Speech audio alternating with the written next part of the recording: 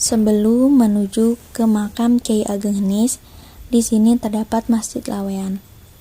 Masjid Laweyan ini dibangun pada masa Joko Tingkir sekitar tahun 1546.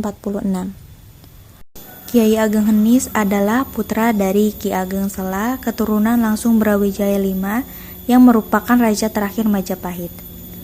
Kyai Ageng Henis merupakan putra bungsu dari 7 bersaudara, di mana semua saudaranya perempuan. Kyai Ageng Henis memiliki 2 putra, yaitu Ki Ageng Pemanahan dan Ki Ageng Karatongan. Pemanahan menikah dengan sepupunya yang bernama Nyai Sabinah dan mempunyai 26 putra-putri. Sulungnya bernama Adipati Mandura Negara dan putra kedua adalah Sutawijaya yang kemudian menjadi Raja Mataram pertama yang bergelar Panembahan Senopati. Untuk memasuki ke pemakaman Kyai Ageng Henis, kita dihadapkan dengan 3 pintu. Pada pintu pertama terdapat sebuah tulisan dengan huruf kapital Pasarean Dalem Kyai Ageng Henis Laweyan. Di dekatnya juga terdapat tanda bahwa lokasi tersebut termasuk cagar budaya. Gapura Paduraksa pertama makam Kyai Ageng Henis Laweyan dengan tengara nama tempat dan tengara cagar budaya yang menempel pada dinding tembok yang cukup tinggi.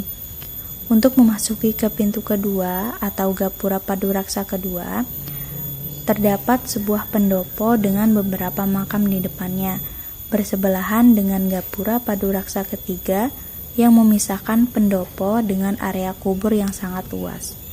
Menurut juru kuncinya, pendopo ini dibangun pada tahun 1745.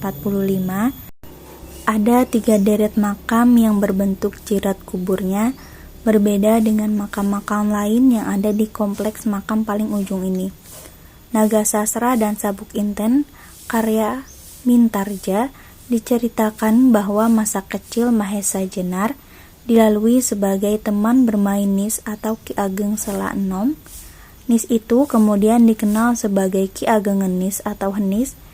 Mahesa Jenar kemudian mendapatkan bisa ular Gundala Seta dari Ki Ageng Sela, ayah Ki Ageng Henis, yang membuatnya kebal terhadap segala macam racun.